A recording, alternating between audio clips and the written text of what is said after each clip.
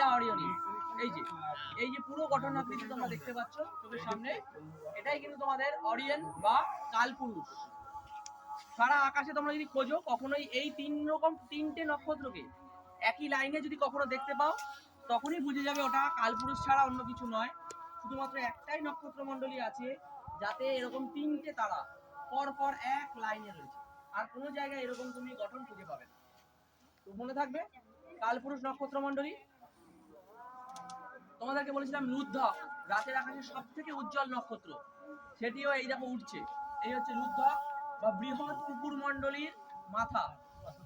এটা বৃহৎ কুকুর মণ্ডলীর মাথা বা লুদ্ধক। এটা তোমরা এখন পরিষ্কার দেখতে পাচ্ছ না, তার কারণ কুয়াশা। কুয়াশার জন্য এর যে বাকি অংশ, এখানে মাথা থাকবে, এর সামনের পা থাকবে, এখানে বডি, এগুলো কিছু দেখতে পাচ্ছ না, তার কারণ হচ্ছে গিয়ে কুয়াশা। একটু পরে যখন মাথার দিকে উঠবে আমরা এর কয়েকটা নক্ষত্রকে দেখতে পাবো। তবে এই শীতের ঠিক পরে মানে ফেব্রুয়ারি বা মার্চ মাসে যদি তোমরা দেখো, এটাকে কিন্তু স্পষ্ট দেখতে পাবে এবং কালপুরুষকে আরো স্পষ্ট দেখা যায়। গতকাল কিন্তু এর থেকে বেশি স্পষ্ট ছিল, কারণ কালপুরুষের কোমরে যে তলোয়ারটা ঝুলছিল তোমরা ছবিতে দেখছিলে, সেটাও কিন্তু গতকাল ছিল। আমি জানি না, একটু পরে যদি এটা দেখতে পাওয়া যায় তোমাদেরকে আমি এটা চিহ্নিত করে দেখাবো। আচ্ছা, লাইন কেটে গেল। হ্যাঁ স্যার, লাইন